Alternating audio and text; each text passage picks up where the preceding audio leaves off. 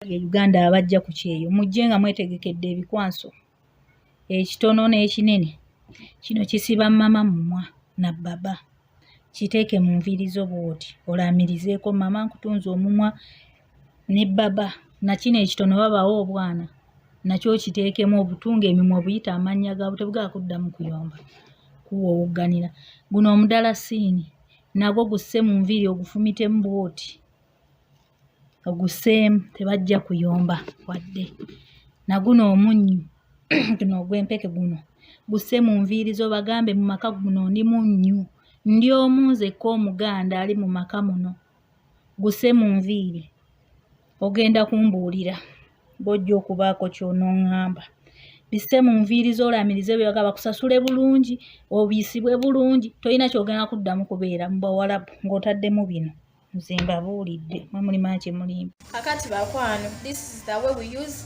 akatungulu ng'oyagala okumanya omuntu oba alina kyakola okitegeera so okwata akatungulu kano okasalamu bw'otye mweno format naye tokakutula kyetegeeza tokakutula tokasala kweyawula bw'omaliriza funa akapapulako wandiikako enemy bw'oba omuntu akola ekikyamu tomumanyi teekako enemy bw'omaliriza akapapula kayingize wano we wasaze then after kwata kamulali omuyiwamu mu kapapula ako gy'okatadde munda but making sure nti obikola ng'oyogera so tutya nti oteekamu n'ogamba omuntu ena alina mbuza emirembe omuntu ena alina ntambulirako buli kyonkola njagala kikuddire so bw'omaliriza ng'oteekamu omunnyo era nagwo oguyiwamu noyogera nogamba njagala emirembe gikubulwe n'obeera onsembedde njagala obeere nga tolina mirembe kati bw'omaliriza ofuna akaveera aka white obikwatira wamu bw'oti obikwatira wamu making sure nti by'otaddemu tebiyiika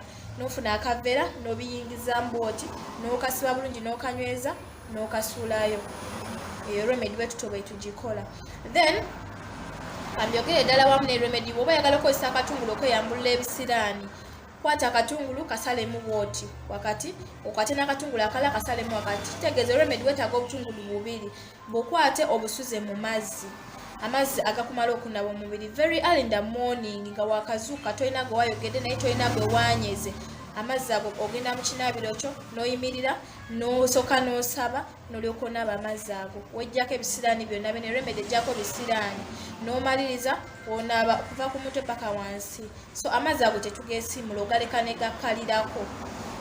gakkalirako ng'omaze okunaaba obutungulu omala okusuula wonawona w'obusudde eyo remedy bwe tugikola ey'okweyambulako ebisiraani ng'okozesa akatungulu. Love you so much my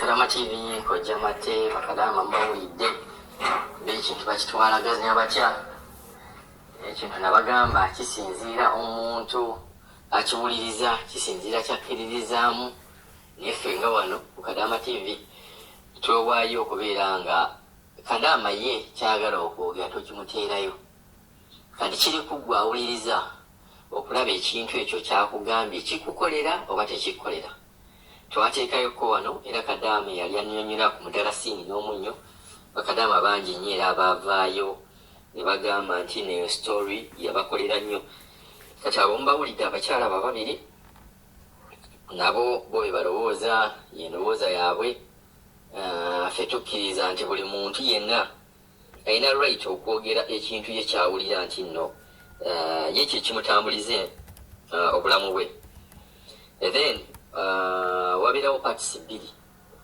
waliwo gweoyinza okugamba nti nkikiririzaamu ekintu ekyo kituufu nowabeerawo n'owulira agamba sikikkiririzaamu parts ezebbiri ojja okwesanga nga buli omu tugamba is a win-win situation gweoba okikkiririzaamu its okay atakikkiririzaamu ate nawo terubeera lutalo naye y'oli aba avuddeyo n'akunnyonnyola ye engeri ekintu gyakirabamu ku sayidi ye tetugamba eyo opinion y'omuntu ye ataddewo opinion nga ye ataddewo ekintu nti nze nga kino nkola bwenti ne bwenti ne bwenti ne bwenti era ojja kwesanga nga bangi abajja okugamba mune bwe nakola ekintu nga kino embeera yakyuka embeera muli agamba ebyo sibikkiririzaamu ekitegeera katugamba buli muntu abeera mutuufu mu ngeri ye gy'abalabamu ebintu waliwo agamba bimukolera waliwo agamba tebimukolera.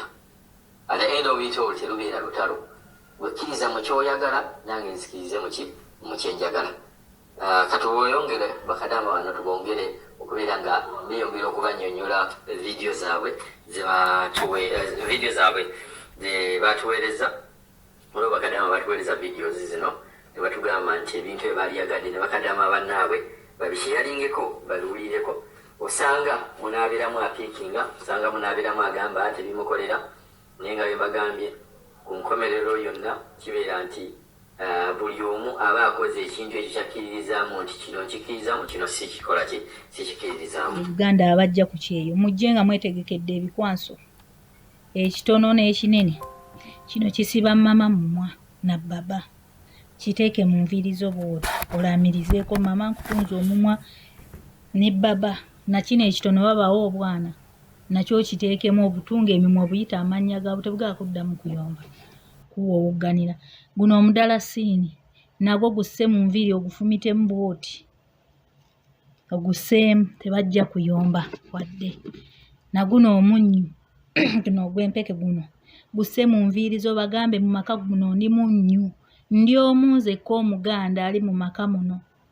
Gusse mu nviiri ogenda kumbuulira bw'ojja okubaako ky'onooŋŋamba. Bisse mu nviiri zo olamirize bwe bagamba bakusasule bulungi obiisibwe bulungi, tolina ky'ogenda kuddamu kubeera mu Bawarabu ng'otaddemu bino. Nze mbabuulidde mwe mulimu kye mulimba. Kakati bakwano, this is the way we use akatungulu ng'oyagala okumanya omuntu oba alina kyakola. Okitegeera? So okwata akatungulu kano okasalamu bw'oti mweno format naye tokakutula. Kyetegeeza tokakutula, tokasala kweyawula. Bw'omaliriza funa akapapulako wandiikako enemy. Bw'oba omuntu akola ekikyamu tomumanyi teekako enemy. Bw'omaliriza akapapula kayingize wano we wasaze. Then after kwata kamulali omuyiwamu mu kapapula ako gy'okatadde munda, but making sure nti obikola ng'oyogera. So tutya nti oteekamu n'ogamba omuntu yenna alina mbuzi emirembe, omuntu yenna ntambulirako buli kyonkola njagala kikuddire. So bw'omaliriza ng'oteekamu omunnyo era nagwo oguyiwamu noyogera nogamba njagala emirembe gikubulwe n'obeera onsembedde njagala obeere nga tolina mirembe. Kati bw'omaliriza ofuna akaveera aka white obikwatira wamu bw'oti obikwatira wamu making sure nti by'otaddemu tebiyiika, n'ofuna akaveera n'obiyingizamu bw'oti n'okasiba bulungi n'okanyweza n'okasuulayo. Eyo remedy bwe tutyo bwe tugikola. Then kambyogere ddala wamu ne remedy bw'oba oyagala okukozesa akatungulu okweyambulula ebisiraani, kwata akatungulu kasalemu bw'oti wakati, okwate n'akatungulu akala kasalemu wakati. Kitegeeza remedy weetaaga obutungulu bubiri. Bw'okwate obusuze mu mazzi, amazzi agakumala okunaba omubiri very early in the morning nga wakazuuka tolina gwe wayogedde naye tolina gwe waanyeze. Amazzi ago ogenda mu kinaabiro kyo n'oyimirira n'osooka n'osaba n'olyoka onaaba amazzi ago. Weggyako ebisiraani byonna bene remedy ejjako ebisiraani n'omaliriza onaaba okuva ku mutwe paka wansi. So amazzi ago tetugeesiimula, ogaleka ne gakkalirako. Ogaleka ne gakkalirako ng'omaze okunaaba. Obutungulu omala obusuula wona w'obusudde. Remedy bwe tugikola ey'okweyambulako ebisiraani ng'okozesa akatungulu. Love you so much.